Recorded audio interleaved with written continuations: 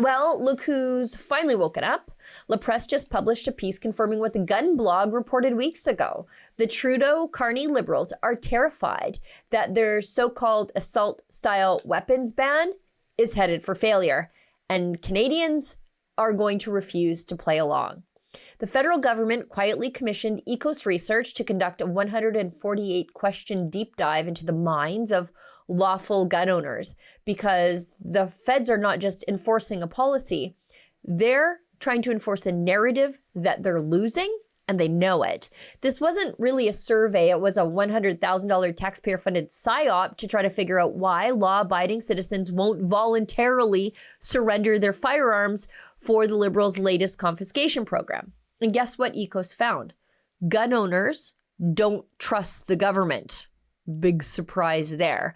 More than 2/3 of respondents say they do not trust the feds to make good decisions about firearms in the public interest. In Alberta, to my great sense of pride, that distrust jumps to 81%. Let me repeat that again. 81%. That's not just skepticism. That's open rejection of federal government overreach. And it gets worse for the Liberals. Only 34% of respondents nationally said they support the so-called assault weapons buyback. In Alberta, a dismal 21%. That's 4 out of 5 Albertans telling the feds to get stuffed. But the biggest panic bell for the Liberals was this. When asked how many people would actually comply with the ban, only 9 respondents out of 1,712 thought 100% of gun owners would turn in their guns. Over 50% believe less than 30% of gun owners will comply. Translation: civil disobedience, it's not a fringe reaction. In fact, it's the mainstream response. So what does the federal government do in response? Learn, apologize, back off? Of course not. They dig in, they analyze our values, they ask if we think gun ownership is a right or a privilege. They're trying to profile gun owners so that they can tweak their messaging to get more voluntary disarmament. Again, Alberta bucks the trend. While 58% of Canadians say overall owning a firearm is a privilege, in Alberta, that number drops to 51%, and a growing number see it as a right and not some government-granted luxury. Meanwhile, 56% of Alberta respondents say firearm ownership is an important part of their identity. That's culture. That's legacy. That's not something you can buy back with a buyout and a smile. Alberta powers Canada, but Ottawa keeps limiting our potential. The Alberta Next panel wants your ideas to strengthen our sovereignty within a united Canada. Help decide what's next for Alberta. Visit alberta.ca/next. Here's another truth bomb. 28% of respondents own more than 5 firearms. Most said they use them for target shooting, not hunting. Now, that's the usual Liberal excuse that gun owners are all hunters with no use for modern, cool-looking sporting rifles. But that falls apart under their own data. And the biggest slap in the face? 78% of owners say they are unfairly targeted by federal policy. In Saskatchewan, 88%. Even in Quebec, it's 72%.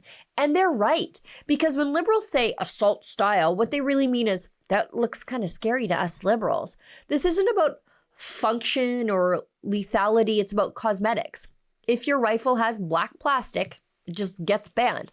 No matter how it works, no matter how it's used, no matter the crime stats, if it looks like something maybe from a video game to a Liberal, it's gone.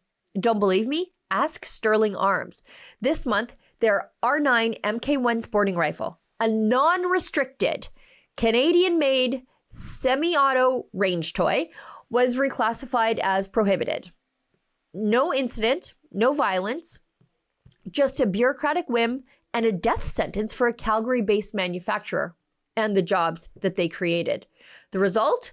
A company is shut down, employees are laid off, legal owners are criminalized overnight, all because their product looked a little too tactical for a federal government bureaucrat. This isn't gun control, it's optics-based authoritarianism. Even the NRA, south of the border, called the Liberals' panic a monumental understatement. When an American gun rights group has more of an honest take on our own government than our media does. You know, we're living in clown world. The press just figured it out this week, but the gun blog called it weeks ago. This isn't a buyback. It's a PR rescue mission for a collapsing program trying to criminalize the wrong people instead of going after the bad guys. And let's be honest, the data shows Albertans are different. Even among skeptical gun owners, we stand apart. We're not here to cooperate. We're not here to comply. We're here to remind the Liberals that we don't trust them, and we don't have to, because it's our guns, our choices, and our province, and you just can't reclassify that. For Rebel News, I'm Sheila Gunn Reid. To send the Liberals a message that confiscating the legally obtained property of law-abiding firearms owners won't make a single dent in the skyrocketing crime statistics, please go to handsofourguns.ca and sign the petition today.